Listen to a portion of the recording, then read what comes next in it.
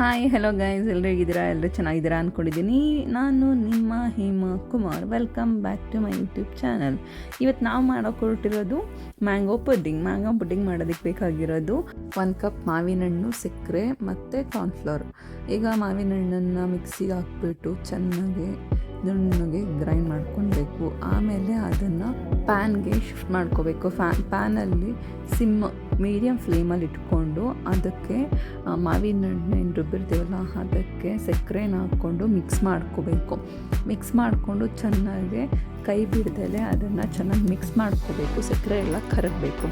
ಸಕ್ಕರೆ ಕರಗಿದ ಮೇಲೆ ಕಾರ್ನ್ಫ್ಲವರ್ನ ನೀರಲ್ಲಿ ಸ್ವಲ್ಪ ಹಾಕಿ ಮಿಕ್ಸ್ ಮಾಡಿ ಇಟ್ಕೊಳ್ಬೇಕು. ಅದನ್ನು ತಗೊಂಡು ಈ ಏನು ಮ್ಯಾಂಗೋ ಮತ್ತು ಸಕ್ಕರೆನ ಮಿಕ್ಸ್ ಮಾಡಿ ಪ್ಯಾನಲ್ಲಿ ಕುದಿಸ್ತಿರ್ತೀವಲ್ಲ ಅದಕ್ಕೆ ಈ ಮಿಶ್ರಣವನ್ನು ಹಾಕ್ಕೊಬೇಕು.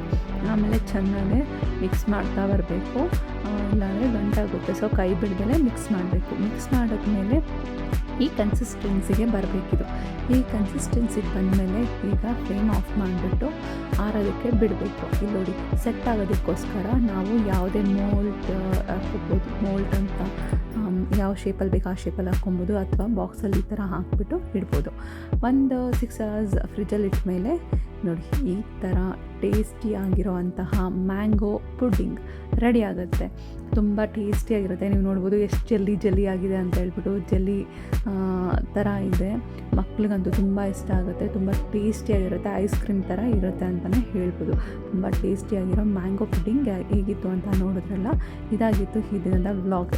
ಇಷ್ಟ ಆಗಿದ್ದಲ್ಲಿ ಲೈಕ್ ಮಾಡಿ, ಕಮೆಂಟ್ ಮಾಡಿ, ಸಬ್ಸ್ಕ್ರೈಬ್ ಮಾಡಿ.